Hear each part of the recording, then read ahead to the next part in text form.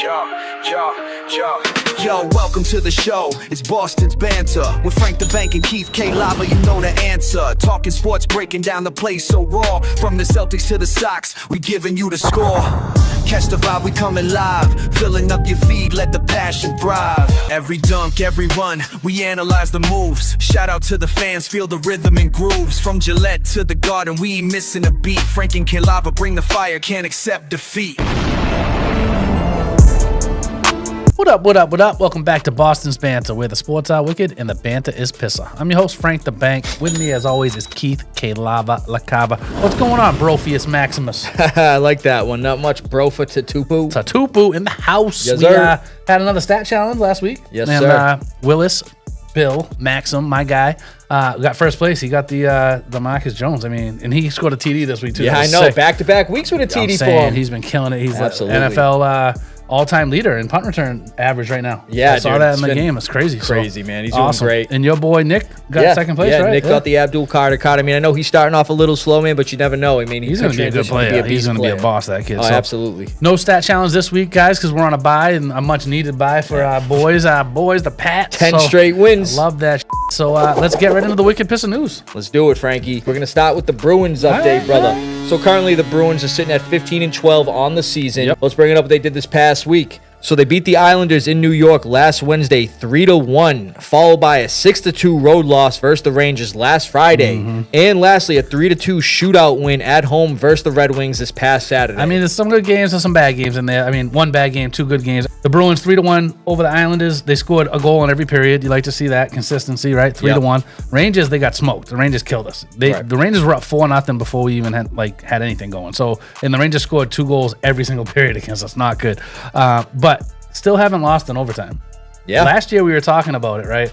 They lost a lot of games in overtime. Yes, they did. Right? I felt like every time went to overtime, it was like an automatic loss. This year, they have not lost one. Again, knocking on wood. Marco Sturm's had him playing really good in overtime. Absolutely. I think the scheme in overtime has been a lot better with Certainly. him. So they're in second place in the Atlantic right now, in the East. You know what I mean? Atlantic East. So it's like, you know, again, that division's up for grabs. It is. You know what it I mean? is, man. They just got to keep it rolling. Like you said, keep it consistent. Yes, sir. Well, how about them Celts? I was going to say, let's move over to the parquet, Frankie. Let's do So it. the Celtics, man, currently at 11-9 on the season, above 500. Starting to, feel it out a little bit, how they're going to be looking without Tatum right now. Starting to look really good, actually, this past week, especially. So let's bring it up what they did this past week. So they beat the Pistons at home last Wednesday, 117-114 in the group stage of the NBA Cup. They also ended the Pistons' 13-game win streak, one game of their franchise record for consecutive wins. I mean, the Pistons are 17-4. You know what I mean? They're in first place. They're smoking people. That's what I mean. Right? And that was a huge win over Detroit, honestly. Absolutely. Jaylen Brown finished with 33 points, 10 rebounds in that one.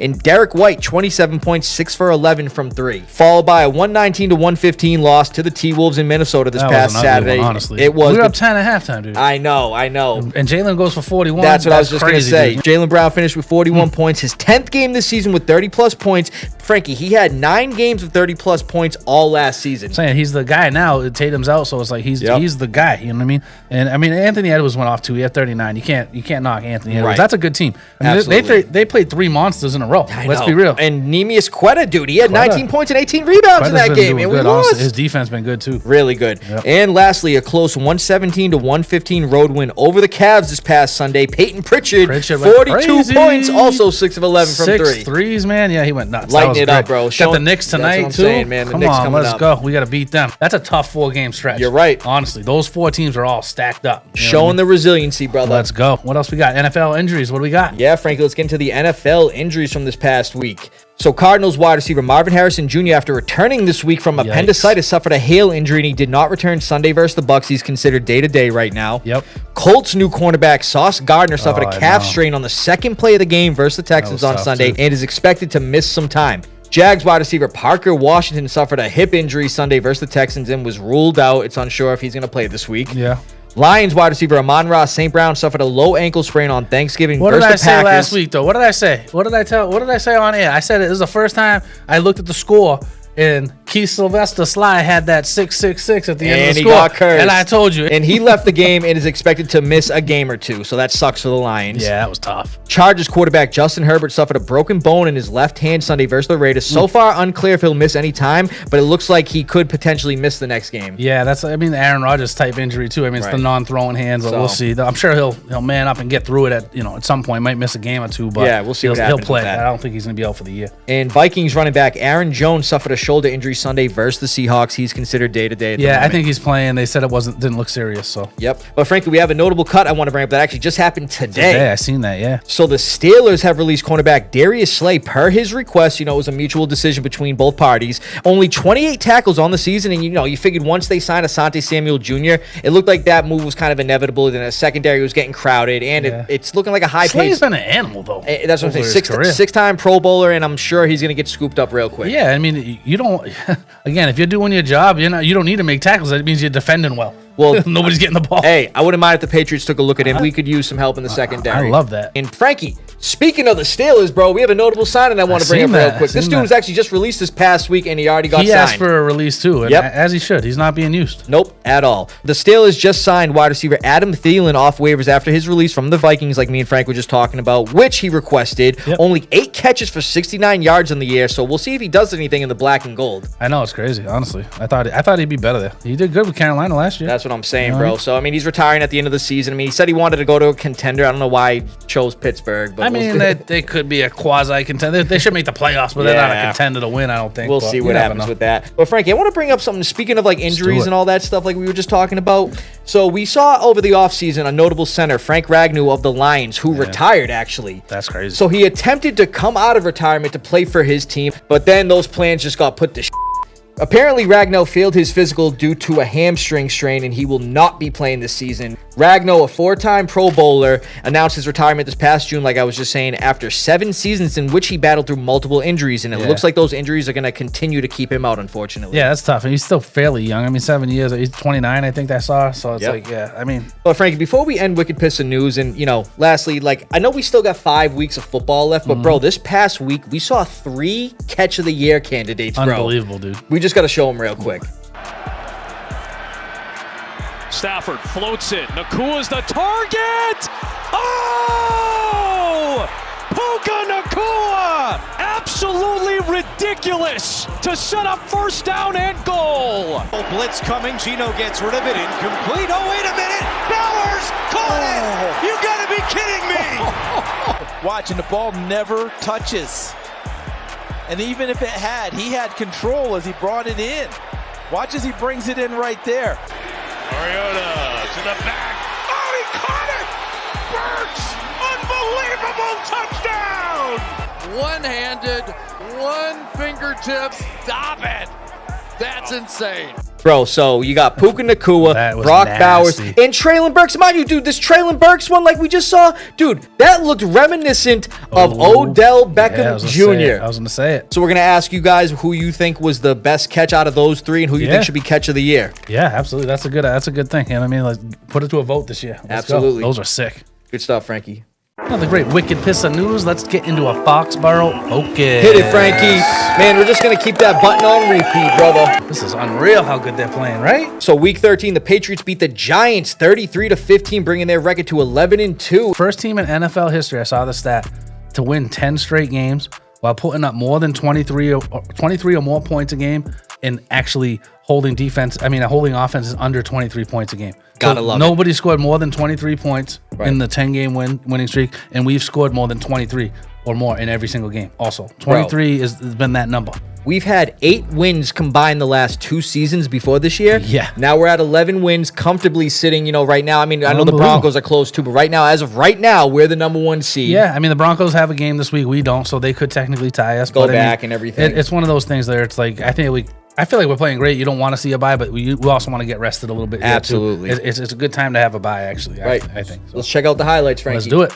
Week 13, we got the Patriots versus the Giants on Monday Night Football. Patriots first drive, they got down to the red zone, and they're going to convert a 22-yard field goal by kicker Andres Borregales to go up 3-0. Giants next drive, they're forced to punt, and they're going to be punting away to the dangerous return man, the Swiss Army knife, Marcus Jones, which was a stupid idea because he's hitting the left side. He's got some blocks. Yep, going right up the left side of the field, breaking some tackles, one man to beat, and he's going to be taking it for a 94-yard punt return touchdown, tied the longest punt return in Patriots history. Giants next drive on 2nd and 13. Jackson Dart out of the shotgun. He's going to be rolling out, feeling the pressure. And this man needs to learn to go out of bounds because he's going to get leveled by linebacker Christian Ellis. And of course, a fight ensued trying to protect their quarterback, but it was a legal hit. As you can see here, he was still in bounds. Dude got leveled. Then very next play for the Giants, 3rd and 16. Tight end Theo Johnson's going to get leveled by safety Marte Mapu. Next, Patriots drive back in the red zone, and Drake May's throwing a floater for wide receiver Kayshon Boutte, who makes a nice 2-yard touchdown grab.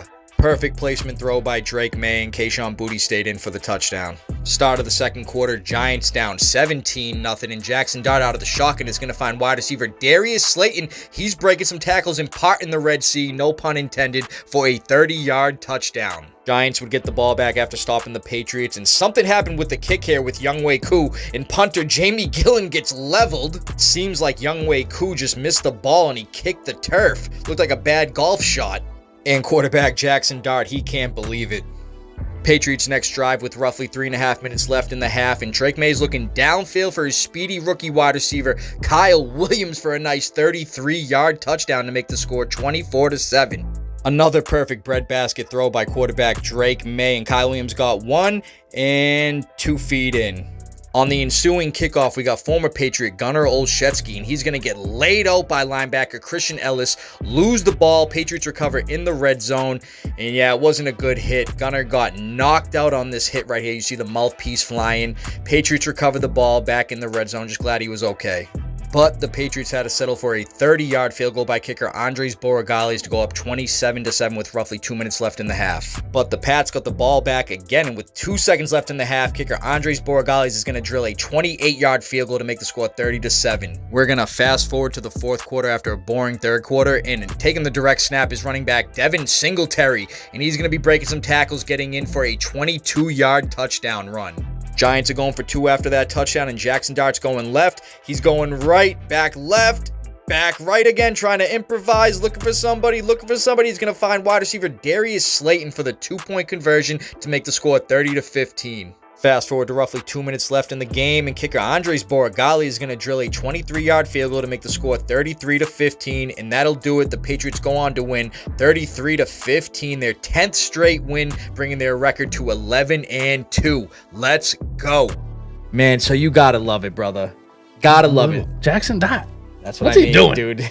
He got laid out. He got absolutely trucked. Dude just got back from a concussion protocol, dude, and he's not even running out of bounds. We've talked about it before. He's had 4 in the NFL evaluations, 1 confirmed, and then going back to college, I'm sure he's had some too, but insane. Like, what are you doing? He's got to learn just how I like to play. It's like, no. You need to self-preserve yourself, brother. Learn to slide or run out of bounds. He's a good player. That's what I mean. They have a good young team. The Giants are going to be good. I hate to say it. They just got to stay healthy. They are going to be good. They need to stay healthy and they be smart. Like, and they need to get some better coaching. That's absolutely idiotic. I know, and I respect Theo Johnson, the team coming over and trying to get in the face, but it was a clean hit. It was perfectly very clean hit. Dude. Get out of bounds. Helmet to helmet. You see Drake May sliding and getting out of bounds. He's being smart. Exactly. He's not being an idiot. Like, that's stupid. I'm sorry. Absolutely, Frank. You know, he's the future of that team. That's just absolutely idiotic. You got to be smart, bro. Hell yeah. Frankie, this is what I noticed from the offense. Patriots built a substantial lead early, scoring on 5 of their first 6 drives in the first half, 3 field goals and 2 touchdowns. So Drake May, along with his 282 pass yards and 2 touchdowns, was spreading the rock. Every pass catcher on the team, except for one, had 3 or more receptions. And the player that had 1 reception, Frankie, Kyle Williams, he had a 33-yard touchdown. He's going to be a problem next year, too. Oh, yes, sir. So Drake May is finding his guys no matter who it is. And speaking of rookies, we've seen the outcome of playing Travion Henderson more, and like I was just talking about Kyle Williams, get my guy Williams more touches, insane speed and good hands. Let's utilize him more. Yeah, absolutely. I mean, every time he breaks free, it's for a big touchdown. That's what I mean. He's gonna be really good. I mean, they're bringing him along kind of slowly, and that's fine. We have depth. Yeah, we have depth for the first time in years at receiver, honestly. That kid's going to be a problem. That dude was burning people in college and is looking like he's going to do the same in the NFL. Good route runner and got that speed to boot. You saw the Bucs game, dude. He took a slant over the middle for 70-something yards. And again, Frankie, though, this was the unfortunate part. An area we've been struggling in the red zone. We were 1 for 5. We got to correct that. That has to be corrected before the playoffs. That's what I'm saying. Absolutely. Here's what I noticed from the defense, brother. When the Giants needed a conversion, even in the desperate moments of the game, we held them to 4 for 11 on 3rd down and 0 for 3 on 4th down. Yep. So you'd love to see that. I did. The defense made it real tough on Dart. They pressured him a ton. 7 quarterback hits and 2 sacks. They came out fired up, and this is the first time. We talked about it a lot. Usually that first drive for the other team, the opposing team goes down for a touchdown. Yep. This is like the first time we've really seen it where they came out. They were fired up. Open up to a 17-0 lead. It was 17-0 before you could blink your eye. You know what I mean? They definitely got lax, though, against the likes of Devin Singletary, who had 12 carries, 68 yards. Tore it up. And a 22-yard touchdown run. And even Darius Slayton, even though he only had 2 catches, he had that 30-yard touchdown. But no pass catcher had over 50 yards. But, Frankie, like I was just saying, our run defense took a dip again. After not allowing a 50-yard rusher as long as we did and seeing Singletary run for nearly 70 shows we need big Milton Williams back on that lineup. Missing Milton. We talked about Milton being out like a couple weeks ago. That was going to be a tough hit. Yeah, it was. We need him back. For the playoffs, we need him back. That's what I mean. Let's get him back. Will Campbell and Jared everybody Wilson. Healthy. And Frankie, even though it was a special teams touchdown, I got to bring up the Swiss Army knife, Marcus Jones. Back-to-back weeks with a touchdown, and this week with the nasty 94-yard punt return touchdown as we saw in the highlights. Mind you, Frankie, that ties a Patriots record. And do you know who that is? Not a clue. Julian Edelman. Nice. I love it. You got to love that, bro. Yeah, Edelman. I mean, we talked about it. He has literally the highest average of punt returns in history for NFL right now. So, but yeah, like you said, man, there's a bye week, so no game for the Patriots this upcoming week. It's all good. Get rested. That's what I mean. Get healthy. Let's go for 11 straight when they come back. Let's go, boys. Love it. Yeah, why don't we jump into a wicked Smaht Fantasy Stahts? Keith, how'd you do in your league? Frankie, you know how I did this week, bro. Right. Hey, you tried to say you had a good matchup this week. I mean, technically, it was a good matchup. It was a close game. It was close. Honestly, if you made that one change, if you didn't make that change, or sometimes that happens, but I would have made that change too, honestly. So. Yeah, what are you gonna do, Frankie? I'll give you props, brother. Thanks, brother. I appreciate that. Sir, man. I'm pretty sure we're 2-1 against each other this year. You got 2 wins against me, and I got 1 win against you. Yeah, so it's been close. It is what it is, brother. But yeah, so unfortunately, I lost to Frankie in week 13, 139.74 to 134.06, bringing my record to 6-7. I really need to win this week to get into the playoffs, and I actually need 2 other teams to lose, so it's not looking good for me. You're not out completely. I'm out completely in my league, so I mean, hey. So we'll see what happens. Let me bring up the studs real quick. Quarterback Trevor Lawrence, 25.66, 229 pass yards, 2 pass touchdowns versus the Titans. Wide receiver A.J. Brown's finally starting to do something. Yeah, he did. Even though I was worried about that. The Eagles looked like shit, though. He had 35.2. He had 10 catches for 132 yards and 2 touchdowns.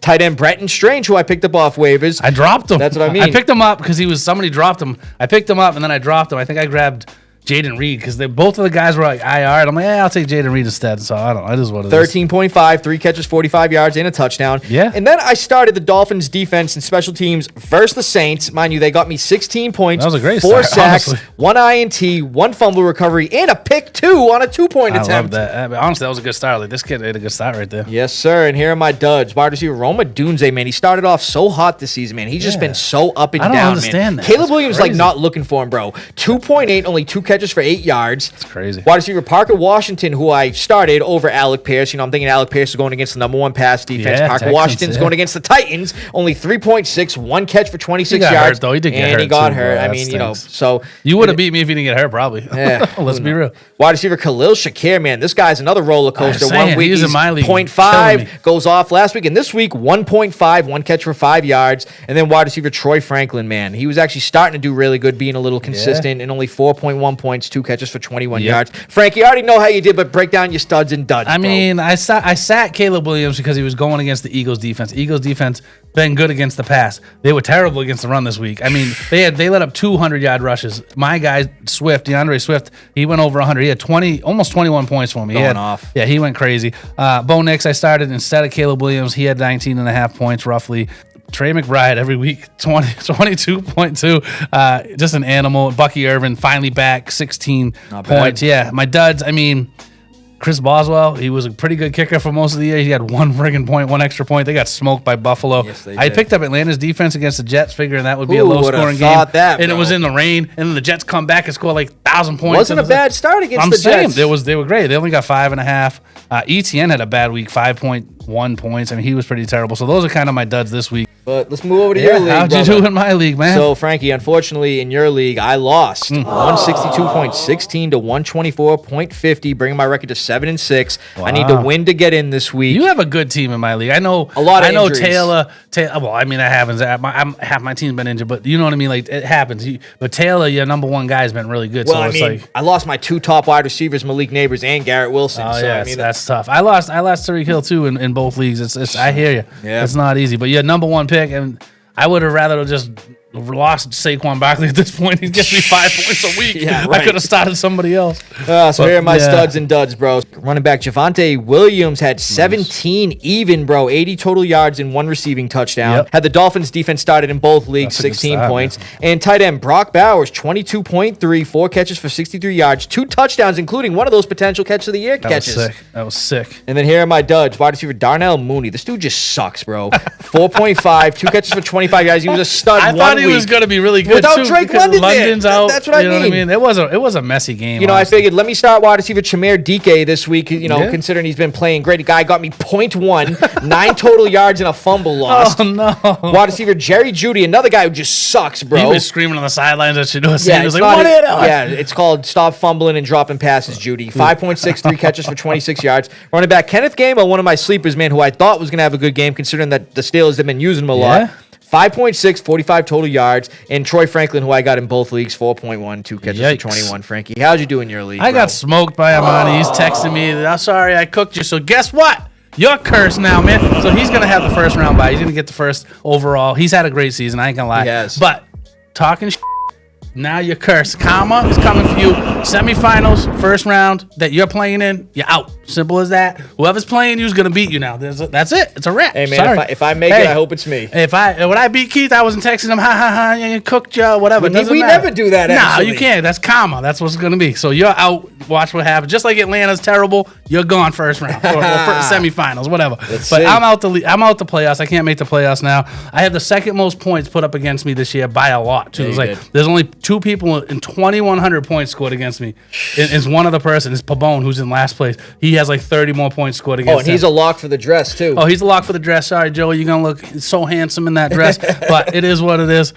His team had a rough year too, so nonetheless, I didn't really have a great week this week, but I did have DeAndre Swift in both leagues. Again, 21.5 points. Kamani Vidal went crazy, 24 points, and then Jacksonville's defense I picked up. I don't know who dropped them, but I was happy about that. They were playing Tennessee. They only gave up 3 points, 17.5 points. So some of my duds. I'm just gonna bring up Josh Allen because every week he should be scoring more than 16 points. But Yeah, he looked 16, rough. he looked terrible. He got 40 last week. He got like 10 the week before that, and then 16. So that was tough. And again, Khalil Shakir, you already talked about 1.5. I don't even know what this dude's doing. 1 week he has 30, the next week he has 0. And the week before that, he had 0.5. 0.5, yeah, I'm saying. And then I started Tez Johnson over Zach Ertz. That was a dumb mistake there. He only had 1 catch, 1.5 points, and I had Zach Ertz on my bench with 21.5. Even though it wouldn't have made the difference, I still would have lost. But Right, nonetheless, there I am, out of the playoffs. I'm But sorry, brother. Frankie, you're always making the playoffs. I man. know This it's the is a first rarity. time I think ever in my league I haven't made it. In your league, I've actually been in the championship like more than I haven't. You know what I mean? Yep. So good luck to everybody in their fantasy playoffs. I know Absolutely. there's 1 more week left of regular season,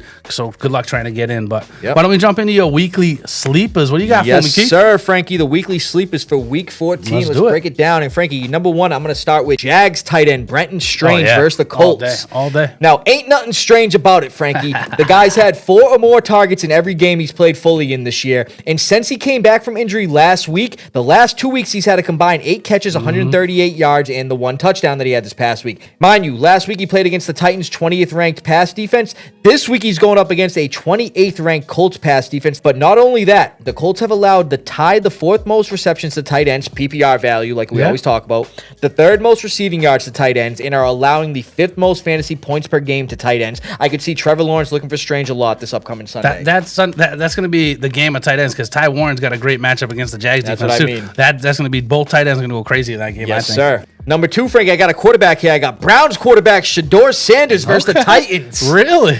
Now, both rookie quarterbacks in this matchup are having rocky rookie seasons, as we know. But I feel like Shedeur has more to prove in this one over Cam Ward. The Titans currently have the 20th ranked pass defense and are allowing the 13th most fantasy points per game to opposing quarterbacks. In 2 games started, Sanders only has 256 pass yards, 1 touchdown, and 2 INTs, but has had over 50% completion percentage in both games, each game 20-plus attempts. Yeah. I could see Shedeur outplaying Cam Ward in this one, also considering the Titans are allowing the 4th most points per game this year to opposing quarterbacks. Well, yeah, I mean, the Titans defense is terrible, and the Browns defense is phenomenal. Cam Ward's going to get hit 3,000 times. That's what I'm saying. I feel bad for Cam Ward. Shedeur will get his first home win under center this week. I agree. I'm taking the Browns this week, too. And then number 3, I got Lions wide receiver Isaac Tesla versus the Cowboys. He came out and did all right, actually. That's what I'm saying. When Amon went down, he played a lot. So like Frankie just said, with Amon-Ra St. Brown going down with injury and Khalif Raymond already banged up as well, Tesla could get some good looks in Week 14. Tesla has already made some highlight touchdowns this year in a limited role. Mind you, the guy has only 6 receptions on the year, but he has 3 touchdowns, a 50% touchdown ratio. Crazy. I like that.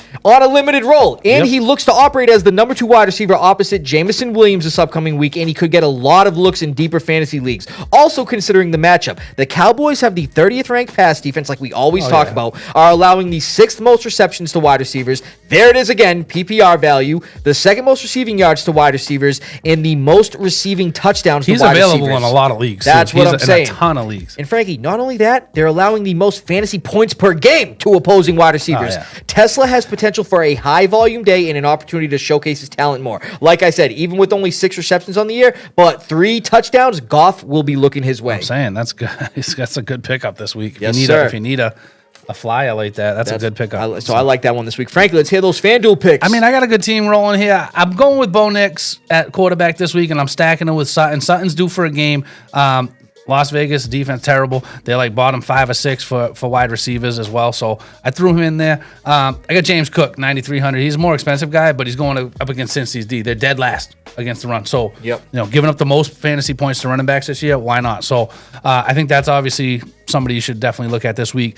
Christian Watson, he's been killing it. I'm saying he's been going crazy. It's against Chicago, who gives up a lot of air yards. So they do. They're the 3rd or 4th worst against the fantasy wide receivers. So he's only 6,200.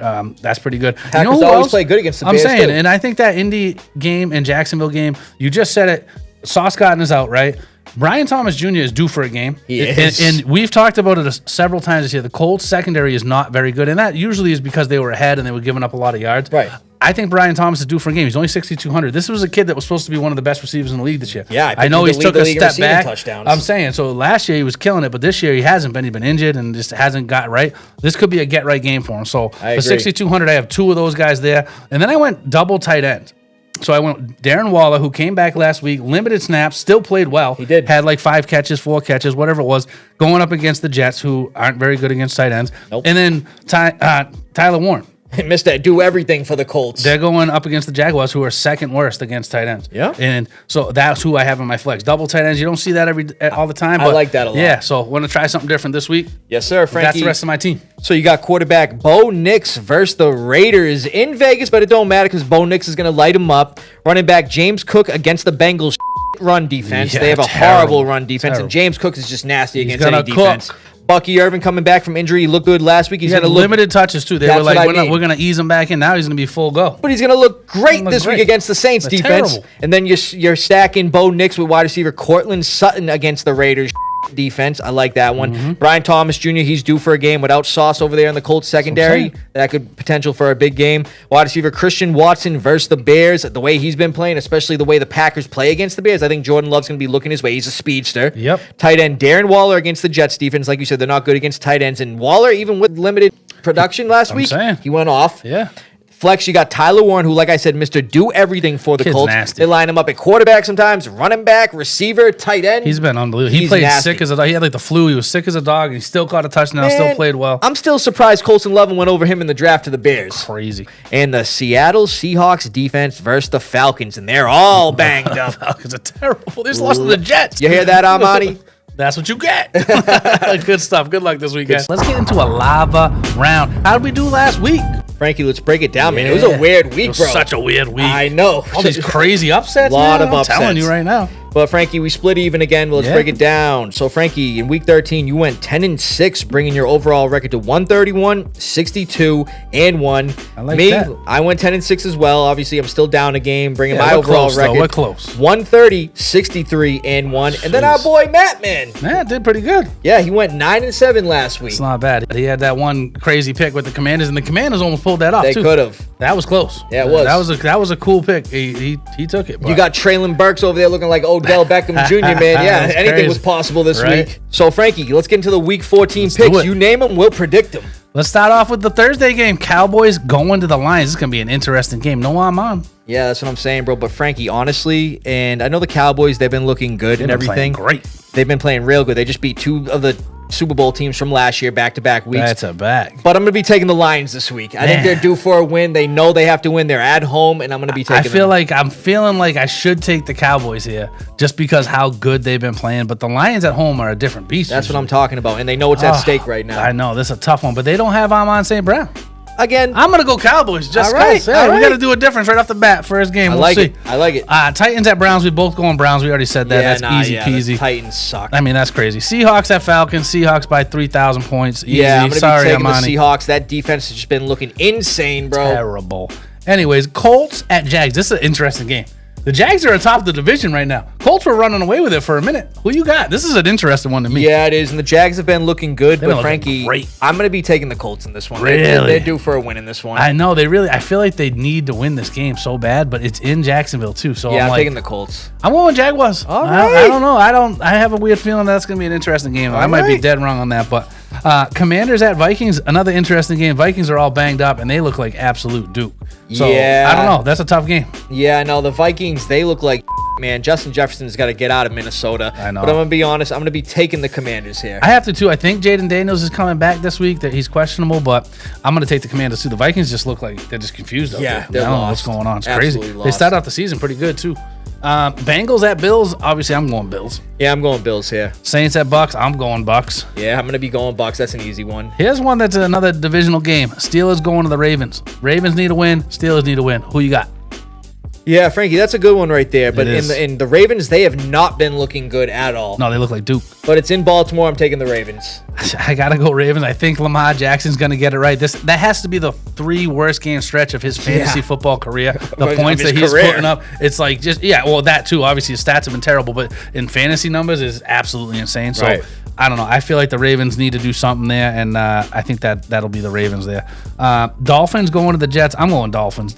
Yeah, I'm going Dolphins, man. I don't care that the Jets, they stole one from the Falcons last week. Yeah. I mean, the Dolphins, their defense has been looking all right. I mean, especially going up against the Jets. The defense has been playing great. The Jets don't have Garrett Wilson. You know, they're running with Tyrod Taylor right now, taking the Dolphins. Broncos at Raiders. I mean, Broncos all day, every day, right? Even though I'd love them to lose just so we can get a step up for that I want them number to one lose seed. too, honestly. Yeah, but I'm going to be taking the Broncos here. Yeah. Rams at Cards. I mean, Rams have got to get right on this game, I think. Yeah, right? dude. I mean, they lost to the Panthers last week. They're going to correct their I'm taking the Rams this week. How about the NFC leading Bears going to the Packers? That's a really crazy, awesome game. That's going to be a great game. Yeah, it's going to be. And the Bears, they jump up to the number 1 seed, like you just said, in the NFC. And all the NFC. Never mind that division. They're number 1 in that division, too. But the Packers are going to beat them this week. I'm taking the Packers, too, because the defense is just looking so good. I almost took them last week, and Matt was right to take them. That was a good pick, Matt. Yes, sir.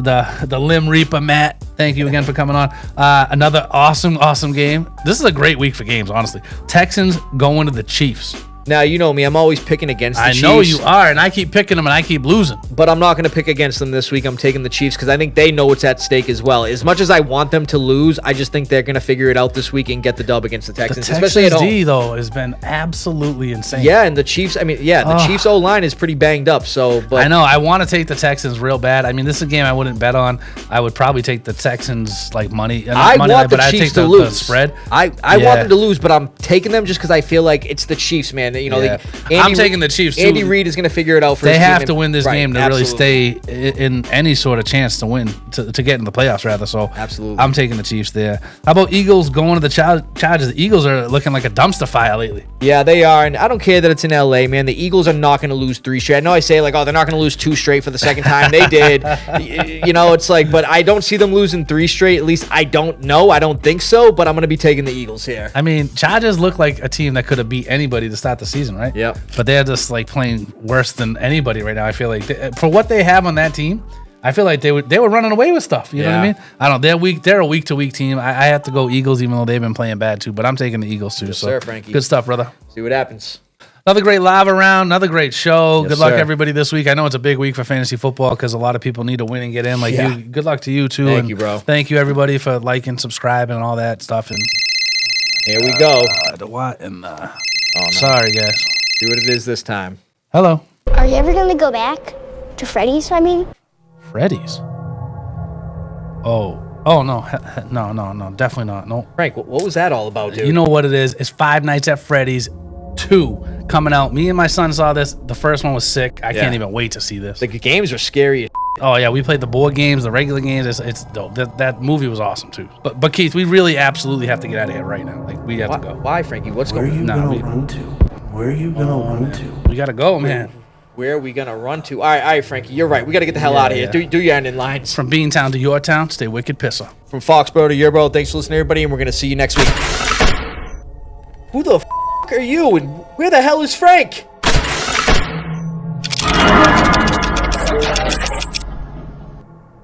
Oh shit.